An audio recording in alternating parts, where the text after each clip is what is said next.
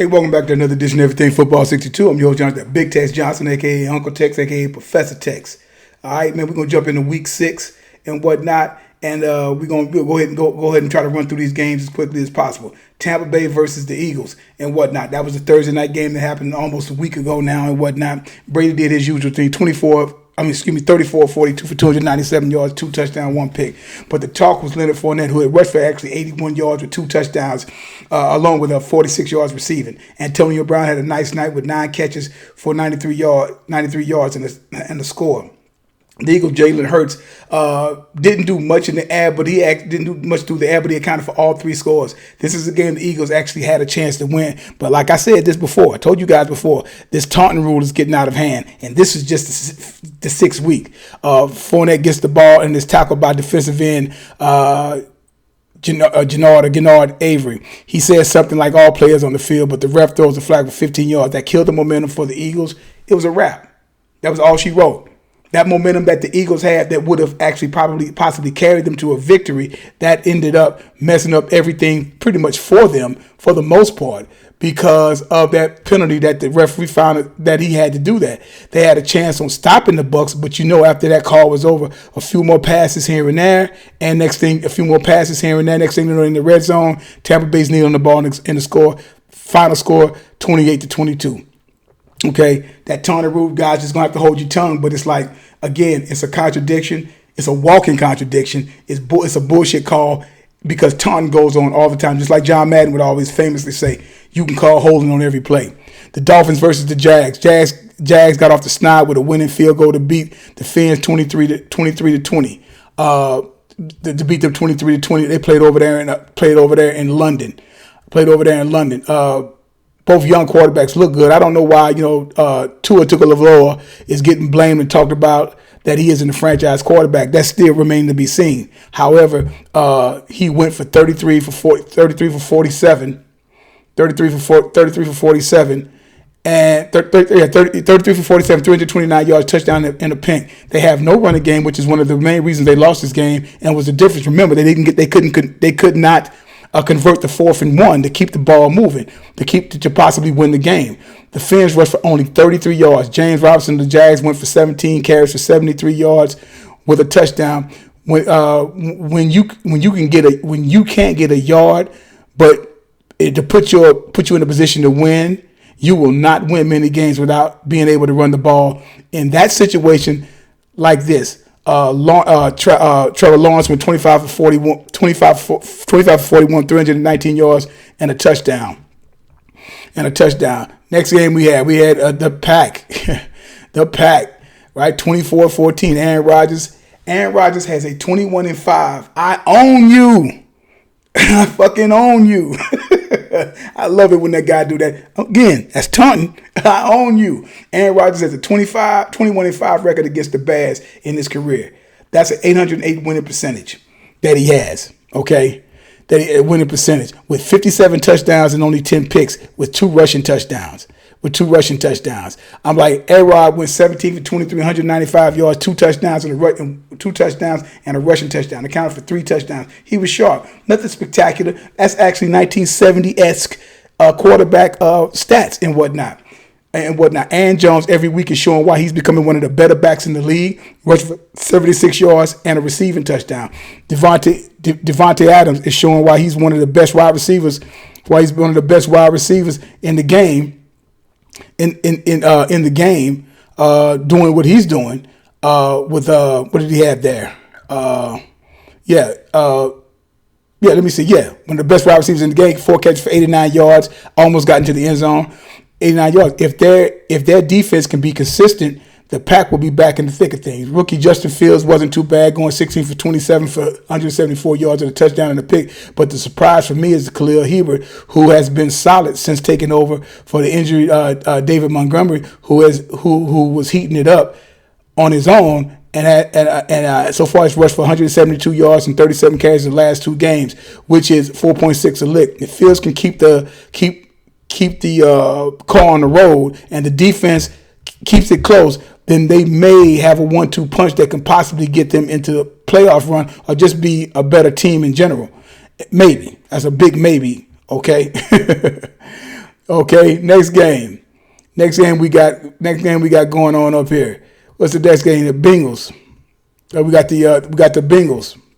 The Bengals line 34 to 11. That's not much of a game. Like I sit up there and say Joe Burrow and the Bengals were playing Michigan's JV team. Burrow went 19 to 29, 271 yards, 3 touchdowns, 1 pick. He had a target. He basically had target practice with Jamar Chase, who was balling. Four catches for 97 yards and some good blocking downfield for Joe Mixon, 40-yard touchdown reception. Mixon also rushed for 94 yards. If Mixon could stay healthy, he's one of the better backs in the league. The Lions are pitiful. This game, they finally laid down and looked like the Lions as usual. Coach Dan Campbell basically called out Goff,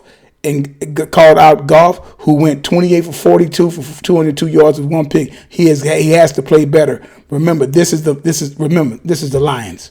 Okay, that franchise poorly ran from top to bottom.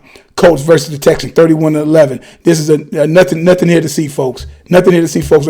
We are watching a franchise that has unraveled. Just a few years ago, from 2018 to 2019, they won the AFC South, amassed a 21-11 record. 21-11 record. Won a playoff game and had a stud at wide receiver, quarterback, and a future Hall of Famer on the defense. All three are not playing for the Texans at this particular point. Wentz put up a nice 1977 stat line, going 11 for 20 for 223 yards, 2 touchdowns, while Jonathan Taylor ripped the Texans defense as well as he should for 14 carries, 145 yards, 2 touchdowns, and ripped off an 83-yard run. Also, the return of T.Y. Hilton, who had 4 catches for 80 yards, his longest being a 52-yarder. T.Y. missed his first 5 games of the 2021 season with undergoing a surgery to repair a disc that was blocking a nerve in his neck. I'm sure Wentz was glad to see the veteran weapon like that come back out and whatnot. Also, it's a possibility coming up for Week 7 that Quentin Nelson, the best guard in the game, should be back this week. Watch the Colts. Might want to watch him out. May have to watch out for them Colts. All right. Next game we got going on here. We got the Rams versus the Giants. Again, one of those games where one of those other games where varsity was playing JV. The Rams sacked Danny Slugs 4 times. Y'all call him not Danny Dime, Danny Slugs 4 times. He threw 3 picks, and to make matters worse, he did his specialty. He had a lost fumble, but he is the future of the G-Man. Okay, nothing to see here, folks. At the end of the day, nothing to see here whatsoever. Nothing to see here. Stafford and Cooper Kupp lit the Giants secondary up all day long. They lit them up all day long. Stafford with 22 for 28 for 251 yards, 4 touchdowns. With Kupp with a recipient of 130 with Kupp being a recipient of 1 of the touchdowns and recipient of 130 yards on 9 catches and 2 touchdowns, I should say. If they can be consistent, the Rams might be on their way back to the playoffs with a better quarterback who's on the team which has some talent and good coaching. Okay, that's like I said. That's key. That's key. Matthew Stafford basically literally ruined his career literally over there with the Lions. But it is what it is. Chiefs versus the Skins. After a slow and messy start, the Chiefs started to look like the Chiefs of old. Started to look like the Chiefs again. Okay, Mahomes threw 2 picks. One that went through Tyreek Hill's hands. The second one as many weeks and a fumble snap and a desperation throw. He and the Chiefs settled down. They were trying to actually, in my opinion, trying to do too much, rushing everything, trying to get the big play. It will come. It will eventually come. They have to let it come to them. Then Mahomes started throwing darts like we knew he's going to do. But you actually had analysis that wanted to sit up and throw dirt on this guy and say, "Oh, he's done. Is this the end of Patrick Mahomes? Have they figured him out yet?" Okay, here we go. Then Mahomes started throwing darts. He would finish 32 for 47, 397 yards, 2 touchdowns. Kelsey, after getting banged up, which seemed like every other play, started carving up the Skin secondary. The same with Hill. They got it together along with help from Mecole Hardman, who did a climb the ladder catch for 49 yards early in the game. Darryl Johnson scored 2 touchdowns and added 62 yards on the ground to the ass whooping of the Skins. To the ass whooping of the Skins. They just had to sit up there and say that, man. I was just like, what's the old boy, or Heineken, who they get. Meanwhile, the Skins Heineken went 24 for 39, 182 yards, one touchdown and one pick. Very pedestrian. Funny they were trying to crown him the next Romo 3 weeks ago. Like I said, Gus Frerotte 2.0 at best. They need to find a quarterback ASAP to go along with that D line. To go along with that D line. That for a while was giving Mahomes fits earlier in the game. Okay, that game was 31-13. Vikes Panthers, another good game played this year. Every week is some good ones. It was some good ones played. I will say if Cousins, Cook, Thielen, and second-year wideout Justin Jefferson, if these guys can stay on the field consistency and the defense plays good defense. Alongside the defense, put Cousins on short field positions. They will be pretty good. Cousins went 33 for 48 for 373 yards with 3 touchdowns. Cook ran for 140 yards with 1 touchdown. And Thielen gashed the Panthers secondary for 11 catches for 126 yards and 1 touchdown. Should be some concern for the Vikes, though.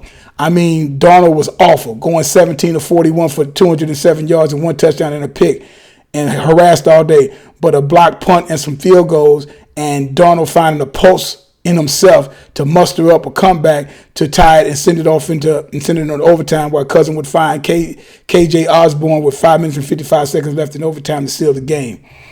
All right. But we'll see. We'll see. Again, still early the way I look at it. Ravens and the Bolts. Here was supposed to be the game right here, ladies and gentlemen. Like I told you, I said I can't say I didn't see this coming. Although I had the Ravens winning, I just thought it would be a shootout. And because the Ravens year in and year out play defense, they would come up with a significant stop. They would make a stop that would make it like a 28-35 or 35-42, something like that. And would be like a 35-28 game or whatever. Boy, was your boy wrong, but I still picked the winner. Slow up with Hebert putting him in the yellow jacket in just his second year in the league. And with that defense that ranks last versus the run. Well, the Ravens as a team ran for 187 yards with 3 touchdowns. Lamar didn't have a great day passing, but he didn't have to. He only went 19 for 27. 19 for 27. I think 19 for 27. I think he had a touchdown. I only think he threw for like 126, 130 yards, something to that. He had 2 picks. It's not pretty. Ugly. It's not pretty. But ugly wins. It's not pretty. Ugly wins count just as much as pretty ones. The defense put Hebert in his place, looking confused and sacked twice. The boy wonder went 22 for 39 for 195 yards and 1 touchdown and a pick. A far cry after last week. Baltimore defense played like this, special teams, and Lamar will get back to being spectacular with the help from Freeman and Bell. Y'all better watch out in the North. I will say that. Better watch out in the North for how that's going there and whatnot, because they're catching their stride. Who we got? The Cards and the Browns. Please don't tell me anything else about the Browns. Like I observed last week, anytime a team's defense gives up 47 points and you give up 47 points, okay? The Cleveland Browns gave up 47 points to the Chargers last week. And your calling card is supposed to be defense, so they say. It's supposed to be defense. There is trouble in paradise. The Browns has given up 84 points in the last 2 games. Where is Clown Man and where is Garrett, as well as the secondary? They have lost Chubbs, now Hunt. OBJ is a non-factor. Jarvis Landry's out. Mayfield was harassed all day. Although he put up decent numbers, it just wasn't his day. Meanwhile, my man Murray went 20 for 30 for 229 yards and 4 touchdowns. Didn't even run the ball like that. He left that to James Conner, who went for 16 carries for 71 yards, 4.4 lick. A.J. Green has awakened, the Jolly Green Giant, and helping his team along the way with Christian Kirk. The defense sacked Baker 5 times. The Cards are rolling. Last unbeaten team at 6-0. So that sounds good for them. And they started out strong last year and fizzled off at the end. Let's just see what happens this year. Just keep everything in front of you and whatnot and go from there. The Raiders. versus the Broncos, 38-24. Or go like I said, the Ravens versus the Bulls. I just gotta say that again, 34-6, 34-6. After all them points that the Chargers were scoring. But the Raiders versus the Broncos, 34-24. It's been a rough week for the Raiders, and they needed a win right here versus the Broncos. Carr actually looked like a really good NFL quarterback Sunday, instead of a softie that the Chargers made him look like while looking like a young Wolfman while looking like a young Wolfman Jack. Carr went 18 for 27 for 341 yards and 2 touchdowns. Josh Jacobs got out the whirlpool to rush for 53 yards and a touchdown. Ruggs is a blazer with 3 catches for 97 yards. The defense led by Crosby, who disappeared after that first week when he was harassing the quarterback. I can't remember who they played, but he was doing his thing. We had 3 sacks. The Raiders sacked my man Teddy Ted 4 times. He put up some nice numbers, 35 for 49 with 3 touchdowns, but threw 3 picks and fumbled the ball. And like I say, you can't turn the ball over and expect to win in this league. Are the Raiders back? They're 4-2, I believe. I think that's what their record is. So we'll see what happens with them as well. We'll see. We'll see. Still extremely early with all of this stuff. When we get to start talking about these, these new teams and stuff like that coming up and whatnot. So that's definitely something to be looking at this particular point in time. Next game up, what we got? Who we got playing next? We got Cowboys versus the Pats. That was a good game. That was a good game, as you guys well know. That was real good for me to sit up there and see. A good game that should have been over, but a good game nonetheless. I must say Dak put on a clinic. With the exception of 1 pick, Dak went 36 for 51 for 445 yards and 3 touchdowns. CeeDee Lamb is climbing up the ladder of the influx of young Top Gun receivers in the league. 9 catches for 149 yards, 2 touchdowns with the one that iced the game in OT. Zeke had a pretty good game. Probably could have went over 100 yards, but still a solid game. I'm always concerned with Dallas's D. Always concerned with Dallas' D. Gregory finally looked like the way Charles Haley said the kid could get it done back when he was a rookie. Had 2 sacks and caused a fumble. Diggs was at it again with a pick 6. That should have actually iced the game. That makes 7 on the year. He is closing in on Irvison Wall's Dallas the team record of 11 back in 1981. I remember that year clearly, 8th grade. As well as Dick Knight, Train Lane, 14 picks in 12 games. Old Mac and Cheese was okay, going for 15 to 21 for 229 yards, 220 yards, a touchdown and a pick. Damian Harris had a good game, 18 carries for 101 yards and a touchdown. Dallas must plug up holes in the running game. Once that is done and the pass rush gets back in order with D. Lawrence, Dallas may be scary. That's a good thing for me. That's a good thing for me to see. That'd be nice to see. Seattle Seahawks, they're reeling right about now versus the Steelers. Another game where the Seahawks let get by them. Geno was a little careless with the ball, but he was under attack all night, getting sacked 5 times, 2 times by T.J. Watt, who also had a strip sack, fumbled that actually iced the game in overtime. Big Ben was so, and if he doesn't turn the ball over, Pitt will be there in the end. He would go 29 for 40, 229 yards. 229 yards.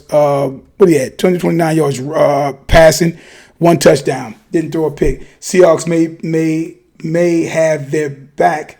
May have their back, and Alex Collins ran the ball very hard for 101 yards and 20 carries and a touchdown. Russell Wilson is sorely missed. This is the second game where Geno could have actually won 2 close games, but turned the ball over in 2 crucial times of those games that led to 2 losses back to back. Can you say Cam Newton? Heard he got a call after he took his hokey pokey. Bills versus the Titans. Hell of a game last night. Watched the whole damn game. Very good game. Very good game. Came down to the last play of the game. Josh Allen is a baller. Got to give it to my man. He's a baller. He's a baller. I like, as they used to say back in the 20s and 30s, I like his moxie. Kid 36, 47, 353 yards, 3 touchdowns, 1 pick. But Allen needs help from running back. He cannot be your best back, though. I don't think he's a big guy, but I don't think he's built like that.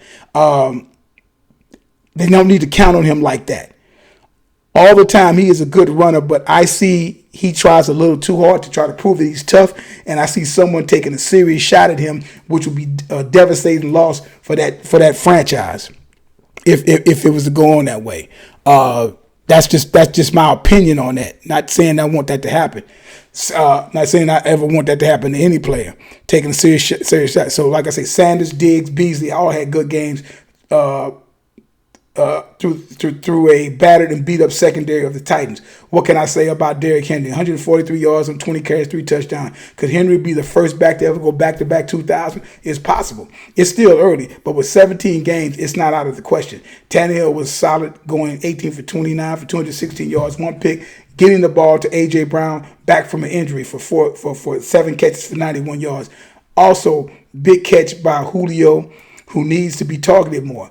Big shout out to Jeffrey Simmons. The big man had 5 tackles, sacked Allen on a crucial first down. This was during the fourth quarter play, but that helped end up turning the ball over to set up the drive for another Henry score. And then the last play of the game stuffed Allen on that 4th and 1 on the 2-yard line and saved the game. Hey man, kudos to big man. Big man, you like to see the big nasties get down like that. Not to be outdone, Harold Landry, outside linebacker who had 8 tackles and 2 sacks from his outside linebacker position. And David Long was all over the field with 14 tackles. He is a very good up-and-coming linebacker who is a tackling machine. And I said this before. When you get right down to it, I said this before. The only thing that will stop the Titans are injuries and Tannehill. I'm not sold on him. He is an athletic Kirk Cousins, but when the game is on the line, and it's on him to make this thing work, he can't deliver. Good quarterback, but not a very good quarterback, in my opinion. You know what I'm saying? And hey, man, those are my run throughs and whatnot today. Over the game, I would say my offensive player of the offensive player of the week. Of week 6 for me was Dak. Dak was phenomenal. I'll edge him out a little bit on dealing with that of Henry. Henry comes second, but it's like Dak on the line, both games, on the line and whatnot like that. But Dak made that hell of a throw under pressure, under duress and whatnot. I hope everything is fine with him. Because he had a boot on after the game, and he iced it out with CeeDee Lamb putting the ball at all those yards there and whatnot that he accumulated, which was something to see. Dak is putting up phenomenal numbers at this particular point, and he'll get that player of the game for me. Defense, the defense player, I'm not gonna give it to one player. I'm not giving that to one player. I am giving that defense thing. I am giving that to I am giving that to the Ravens defense. They completely shut down Justin Hebert and the San Diego Chargers. You're talking about a team that had hardly no yards. They did absolutely nothing on the ground. They shut down Eckler. They shut down Hebert. They shut down everything. And this team was scoring at will, and that defense completely took everything away from them. So shout out to them. Those are my picks for week 6. And they're of the Dak Prescott on offense and the whole Baltimore Ravens defense. Point blank. Don't get mad at what I picked. That's just what I wanted. That's what I think it was, and I'm sticking with it. All right. Like I tell you guys all the time, there is no greatest of all time. There is no GOAT as long as time is still going on and whatnot. There is no GOAT. And like I tell you guys all the time, numbers don't lie and get emotional. People do. I might be back a little later. Y'all have a good one.